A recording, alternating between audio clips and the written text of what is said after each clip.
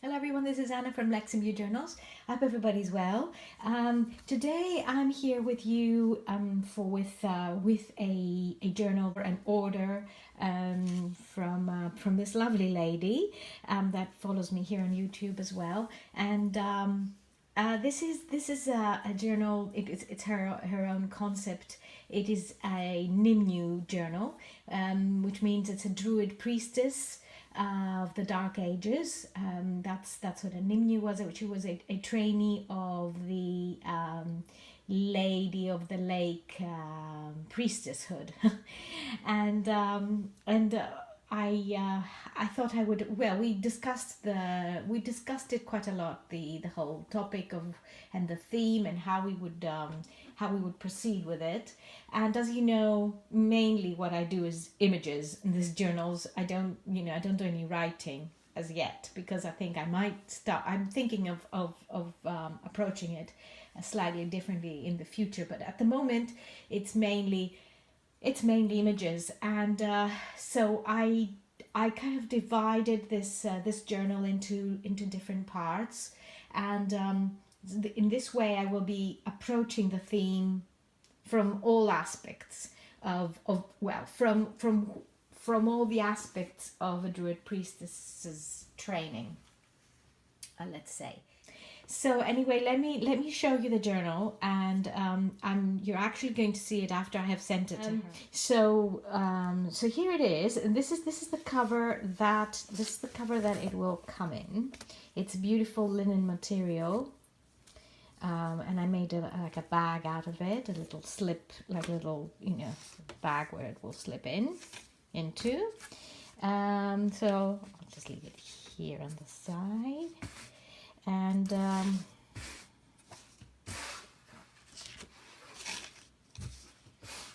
so the journal is here, and this is her little note that I add in here with all the details of her images, so that she knows what she's got here.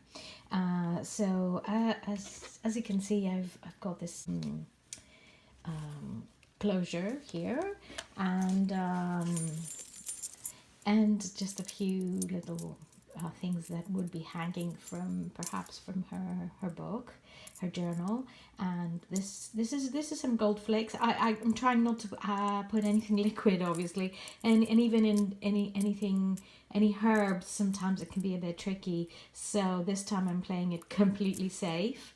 So this is some gold flakes here, and some wheels that are always have a very special significance in the Middle Ages, and some gold on it, and the ridges here, and I've got some gold here as well, and oops, sorry about this, it's moved a bit, and the back. So it's a very kind of a simple, but at the same time simple, rustic, quite elaborate as well. So I hope that she likes this. And the end pages have got gold in them as well, and I've used these before, so most of you have seen them, but I'm very attached to them. I love this design, and it's the Nepalese design and Nepalese paper, and it's handmade, and it is I think it's very special, and it will complement this theme in this journal very well, because it's got the gold in it. And this is from the Once Upon a Time paper pad, and I've used a few of the papers in it because I think they go beautifully with it, and I have tea dyed them because they're white in the back, and I think, oh, too white, it's too bright. Now this says, "Now tell me the name of that wondrous queen with her couch of crystal and robe of green," and it relates to the Lady of the Lake. So, and this comes from this book of mine, which is, I will tell you exactly what it's called in case anybody would like to reference it. It's Arthur and the Sovereignty of Britain by Caitlin Matthews, in 1989. So this is it, and this is some washi, which I think is perfect for this journal.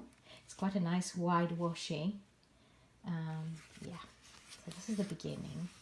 And there I've added some Tim Holtz paper here, and I've sewn on a bit of that green.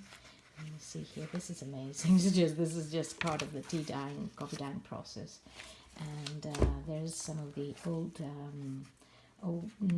sort of rustic lace I got from Greece last month when I was there.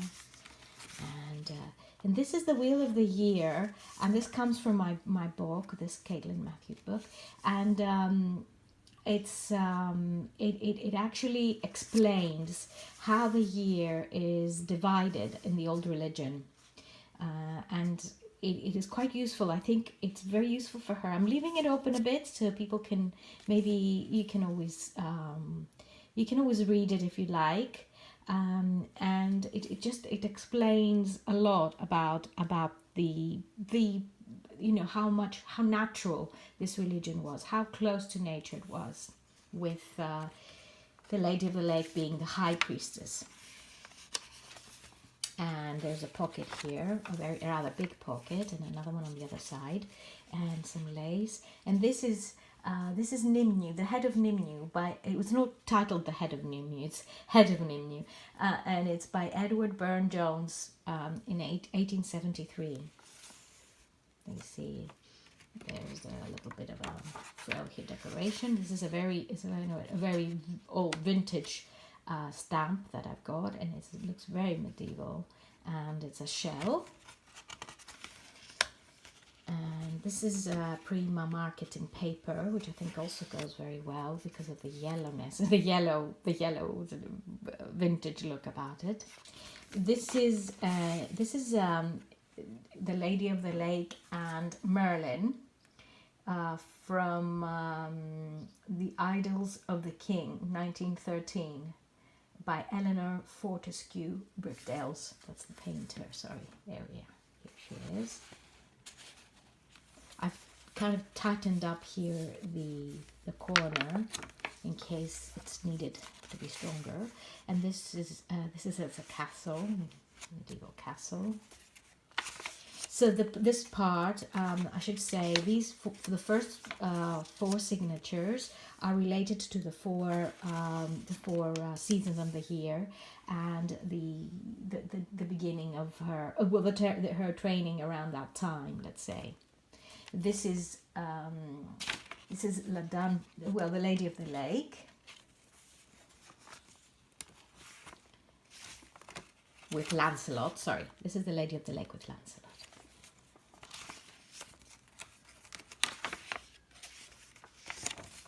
And look at this is a much thicker paper that I've added.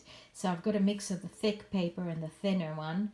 The thick paper is such a pleasure to write on, and I usually, as I've said before, I use it in the larger note journals, but I thought it would be nice to mix it with this one, and it tea dyes amazingly well. And there's the other side of that, and this is also from that Once Upon a Time pad. A bit more of this lace and a side pocket with an old stamp there. And this is The Death of Arthur by James Archer, in 1823-1904. These are the dates of the painter. I haven't got a specific date on that one because I didn't find one. This comes from a beautiful book. It's called Liber Floridus, and it is an encyclopedia, a medieval encyclopedia. The first one. I've read that it was the first one that has been created, and that was in let's see. I think I'm going to find it a little bit further down the date of this encyclopedia, but it is amazing. It's beautiful, and this is like a little side closure, and this is it's called De Temporibus Gemini. This and it's astrology. an astrology book, let's say, from 1283, from Middle Ages. There's a bit of gold here. And yes, this is loose. This is loose. And this is Urania. So this is just a paper I've added here for her. And it's Urania. You can see all the beautiful details, very alchemical image. And it is an engraving by L. Killian, The Muse of Astronomy. This is Urania. So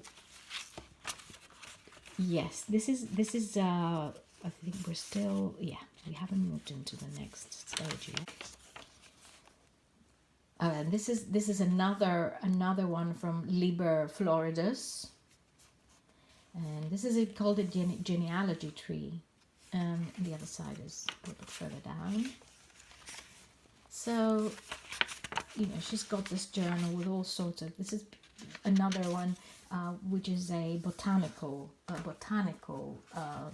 page on the Liber Floridus, and it's trees. It's titled Trees, Arboris. So amazing, isn't it? I'm glad I found this. It's a new one. It's a new find. There's a side pocket here. This is another genealogy tree. The other side, actually. And look at this beautiful paper. This is Prima paper. And I just had an individual one. And this is where the bookmark is. So, it can move around, and it's attached from inside the spine.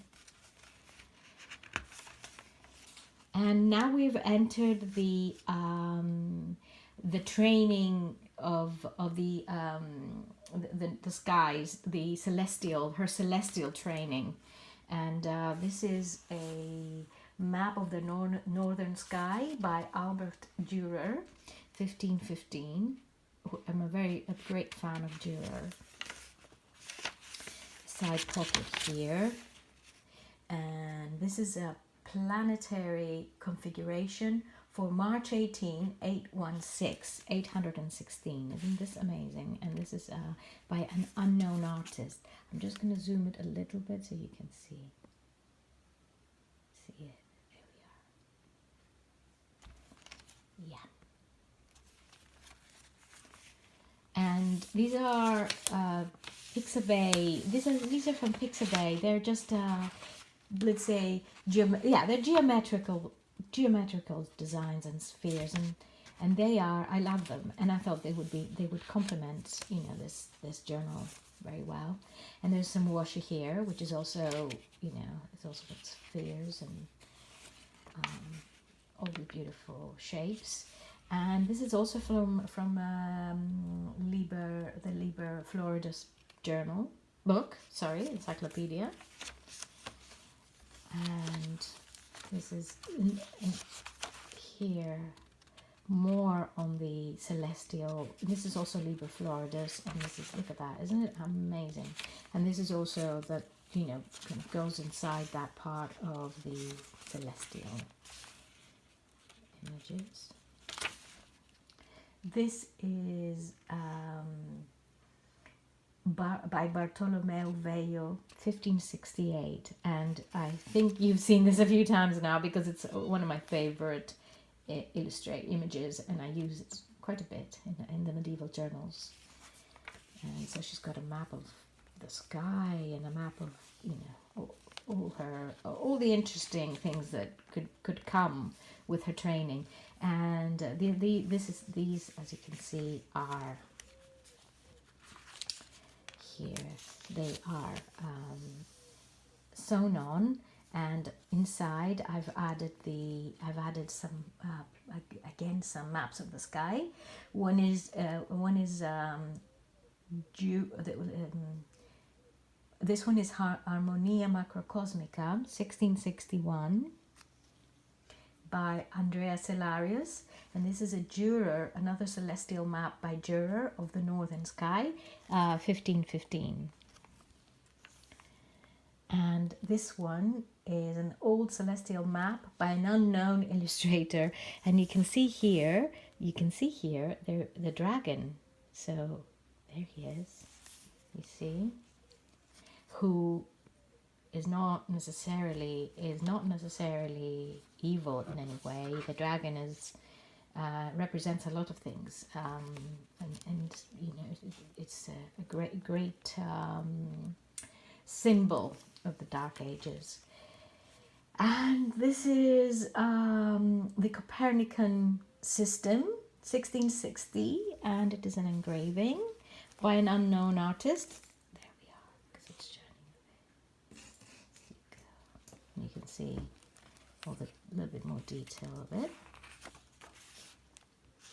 And this is a beautiful castle, medieval castle, that also comes with this pad, the fairy tale. It says, Britons then shall have their land and their crown, and the stranger swarm shall disappear. And that's by Heinus Taliesin. And it's a dragon, and that was also found in this book that I mentioned, Caitlin Matthews' book. And here we enter her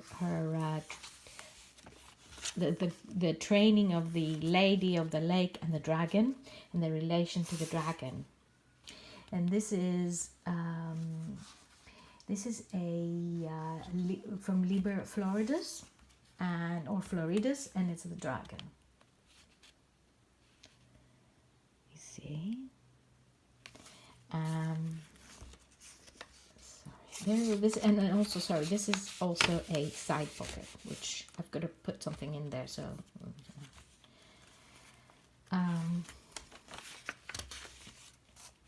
yeah.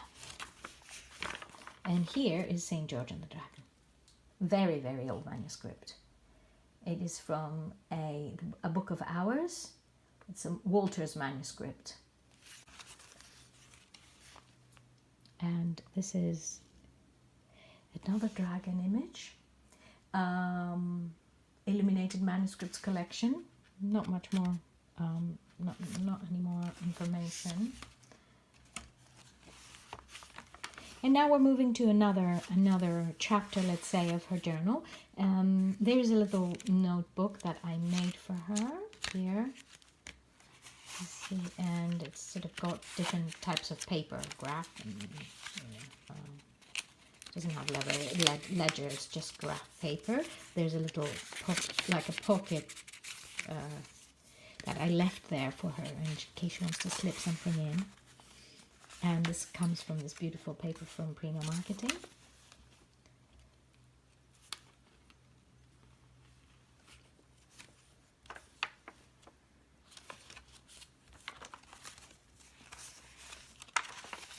This is a beautiful, beautiful image of the Holy Grail. It's called Saint Graal by Arthur Rackham, 1917.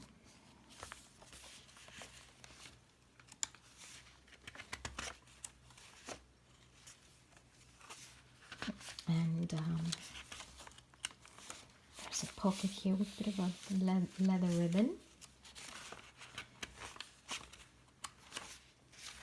Merlin and Vivian. This is Merlin and Vivian by G.H. Thomas. And this is an illuminated manuscript, Astronomia, 15th century. There's another one of those graphic fairy images. And this is Merlin and Morgana, or Nimue, actually. Yeah, Merlin and Nimue. And this is by Arthur Rackham.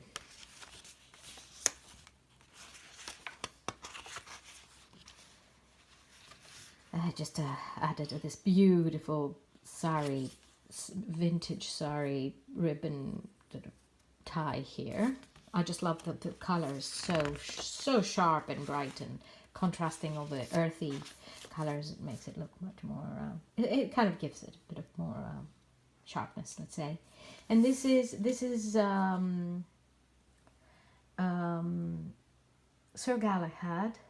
Bedivere, Throwing Excalibur into the Lake by Walter Crane. And there's you see the arm of the goddess reaching for Excalibur, because it was forged by her, Excalibur, and it was something that had to be returned to her. She was the keeper of the sword, let's say. And this is Sir Galahad, The Quest of the Holy Grail, 1870, by Arthur Hughes.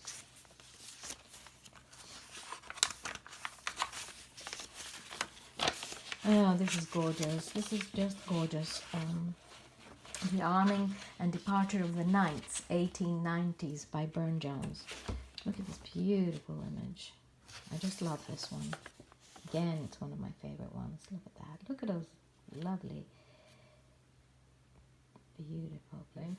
There's a side pocket here with, there we are, with a dragon. And this is the Lady of the Lake gives Excalibur to Arthur. And there, I think that's Merlin, yeah. And this is the Lady of the Lake. This is by Crane, by Walter Crane, and as King Arthur asks the Lady of the Lake for Excalibur. Another side pocket here.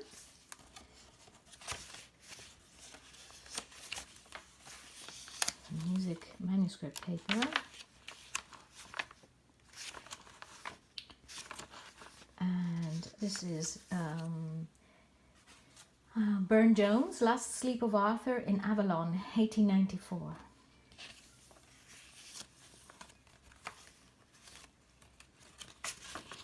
Here's the shell again. And this is the Lady of the Lake. And this is the Holy Grail. And the end with the end pages, the end papers as well, and a book plate here. It's quite thick, and it's. Oh, I'm sorry, I filled it up so much. I hope, but you know, there's always a way, because one can just clear out other things and add their own. But she said that she wanted to add her own information through her process, and through the process of, I mean, what she wants to use this for is to add her own information on the same topic, on the same theme. And oh wow, that's going to be really, really exciting. And I hope she does a video on how she's going to be using it, or when, you know, the process of using it, because I would love to see what she does with it. And yeah, so there we are. I just love this. I love this theme. I love making this journal, and I think there will be more to come, because I thoroughly enjoyed it. I took so much time doing it. I take time with all the journals, but this one I took a long time. I mean, thinking about it, designing it, everything, all the thoughts behind it, and the sequence. I think I hope I gave you a good idea of the sequence of the journal, and how it will work with the chapters, and what she would be using it for, what she would be using it for. So I hope everybody has a good rest of their day, or beginning of the day, or the end of the day, or yeah, whatever time it is, wherever you are. I am so thankful for you watching, and I thank you for all your beautiful comments, and I feel very happy that you enjoy the journals. So whoever enjoys them. So, well, there's nothing else to say at the moment, apart from we will speak soon. Bye bye.